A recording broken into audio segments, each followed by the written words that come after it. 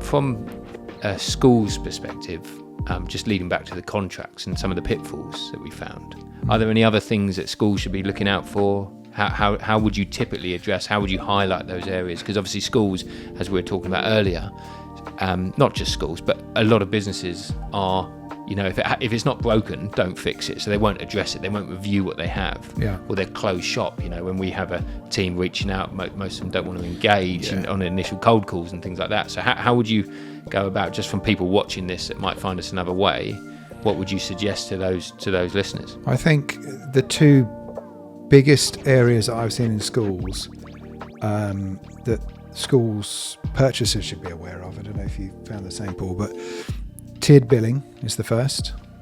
So tiered billing is where a device from certain manufacturers could be programmed to have 3 different billing tiers.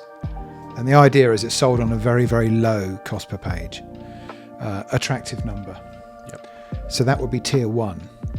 But what's not seen is that tier is based on a very low coverage of toner. Yep. Okay, so the chances are it's so low, below 2%, and in the school especially. In a school where you're going to get a lot more coverage. Yeah. So it goes up to the tier 2, which can be whatever you want it to be, or tier 3. So, a headline cost of, let's say, tuppence, roughly, for a colour sheet, people will be attracted by that. Yep. But when you reach tier 3, I've seen it at 10p plus. Fine. So that's all a hidden charge. It's a hidden charge. That's not known at the point of contract, really. Exactly. So tiered billing is the first thing I would advise to be very cautious of.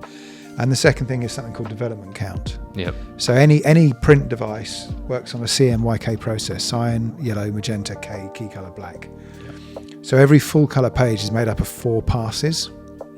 And I've seen machines programmed in development count mode. That's how they come out the factory.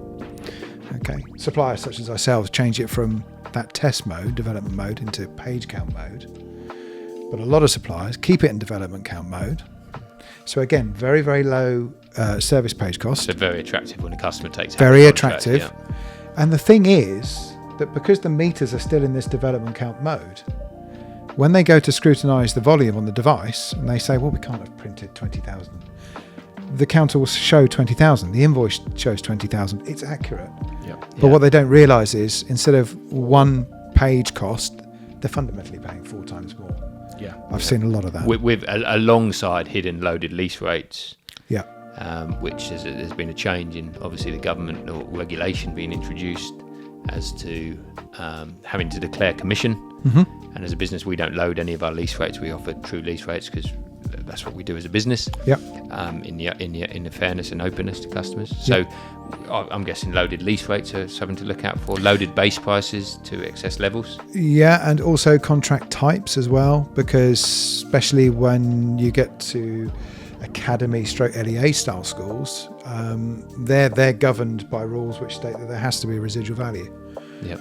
But there's no governance over what that residual value is. There's no governance over whether or not that residual value is contracted or not.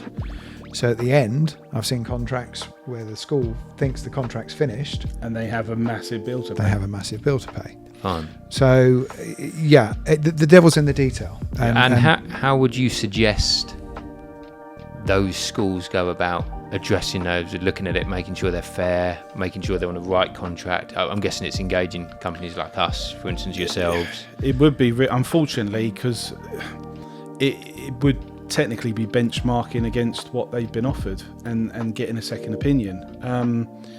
Obviously, from ourselves, I'd like to think most other suppliers work in a similar way, but you can't rely on that, and probably not in experience. But we look at it from a consultancy approach, and yes, there's many different contract types, there's many different types of agreement or manufacturers that we could put forward, but typically we will ascertain what's right for them based on a number of variables, and then put forward the most cost effective but provides the most value as well. So other suppliers might be pushing certain contract styles because they're more profitable.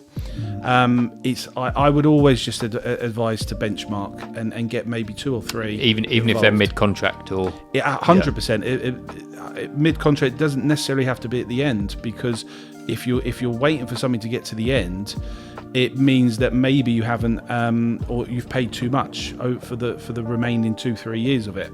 So we could utilize some of our partnerships with some of the leading manufacturers, which will create buyouts and get customers out of lengthy contracts that might be more or too high in cost effectively. Especially notice periods.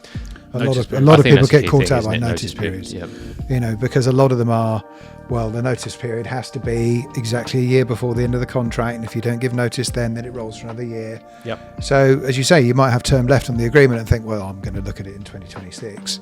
You should be looking at it now. Yeah, fine. Because you need to give notice to the finance company and obviously the service provider as well.